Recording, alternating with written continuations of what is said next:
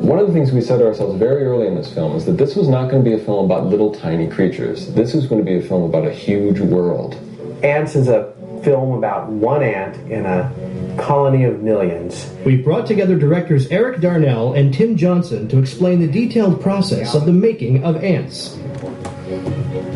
We're going to take a look at how do we make an animated film, and where does it start, and how does it go about finding its way to final animation. Here, in fact, is where it starts, as storyboard, drawings.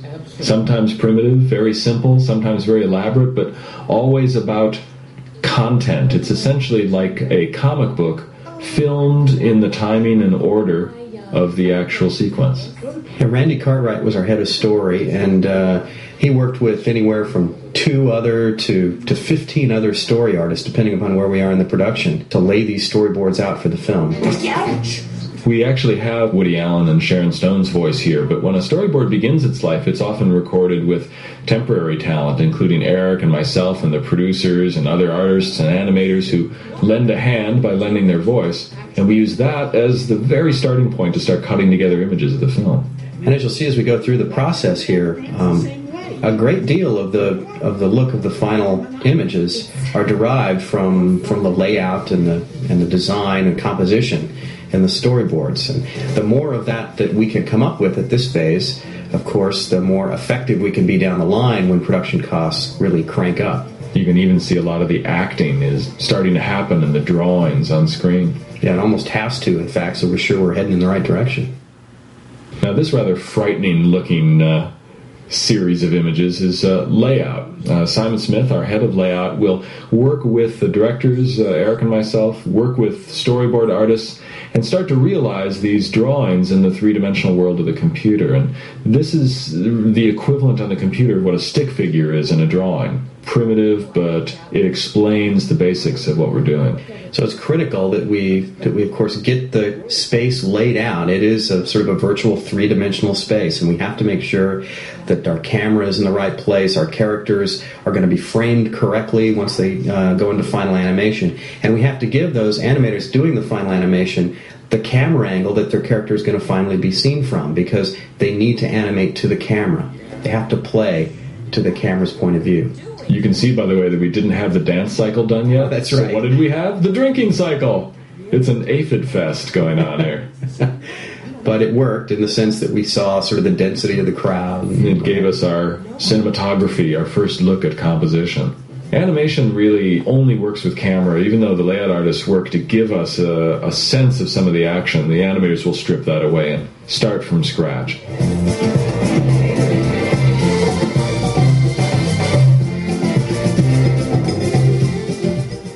And here we go into the first look at unlit animation for the film.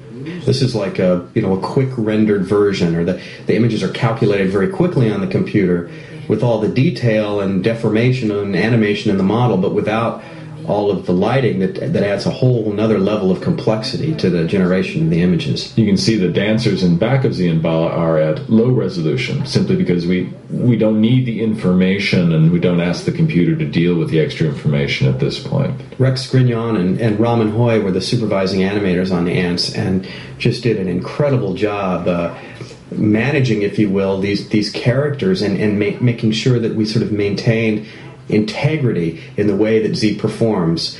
We have 24 animators working on the film, and all of those animators will animate all the different characters in the movie. And that was only at the end. I think we started with 15, 16 and grew to that level of 24 by the end of the production. So part of what Rex and Rama did, besides, of course, doing animation and sort of setting the standard for the animation in the film, was to make sure that we maintained this level of continuity with the characters as we passed a shot from one animator to another, or gave different animators shots with the same character in it.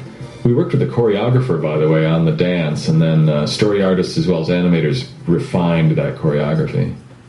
But it sure comes alive with lighting, and I think this transition shows that. Lighting in the computer doesn't mean simply shining a light on a surface. It also means how the surface reacts to light. Does it look like stone or dirt or skin? all of these things called textures are painted and then they're wrapped kind of like rubber wallpaper around the surfaces of the characters to create the complex patterns of light and shadow that appear on the characters. Great lighting supervisors. A team of about 30 people were headed up by Janet Rentel, Gene Cunningham, Paul Wang, and Craig Ring. The four of them working with this talented group of people of every background, from very technical to very artistic. Painters and programmers all help cooperate to produce the beautifully lit images of the film. And again, it's often the little things that are done in lighting, as with every other specialty, that really make these images sing. You know, the highlights in the eyes of the characters, the way that the sheen on their bodies is just so. We did a little special effects work in this as well with making the lighting look a little like through cheesecloth, through a little Vaseline on the lens, a little glowiness to things. All of those special effects add to the filmic lighting to create a little magic moment for Z and Bala.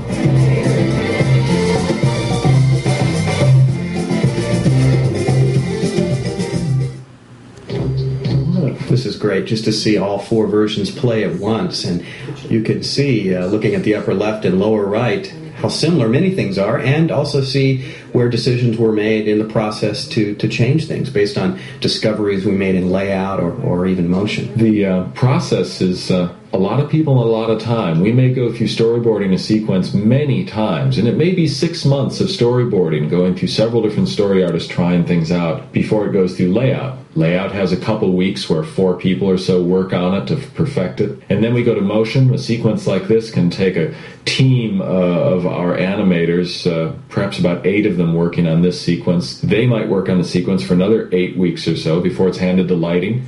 And they, again, may work with a team of about 8 people or so, taking another 8 weeks to complete it. Any given scene of the 36 scenes in our movie may actually take upwards of almost a year to actually go through the entire pathway of production. So you can imagine how many shots are actually in production at one time. It's quite a job to manage all of that and make sure that everybody gets the feedback they need to keep moving forward.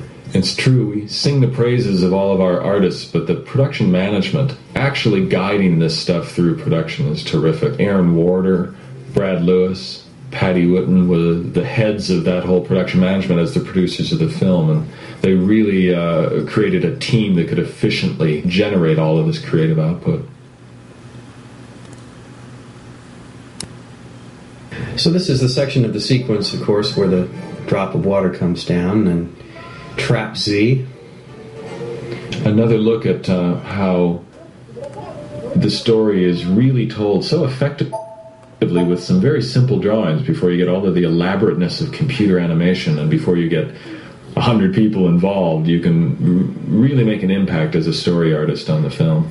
And you certainly learn a lot by seeing the whole film this way before you take it into production. You in particular, a sequence like this one, which is so difficult to do water and computers, our effects department, Ken Bielenberg and Philippe Gluckman in particular, as heads of the department, they look at the storyboard and they start to see the problems facing them as effects animators, and they begin to work with programmers and design all of the different technical ways in which they're going to pull off the sequence.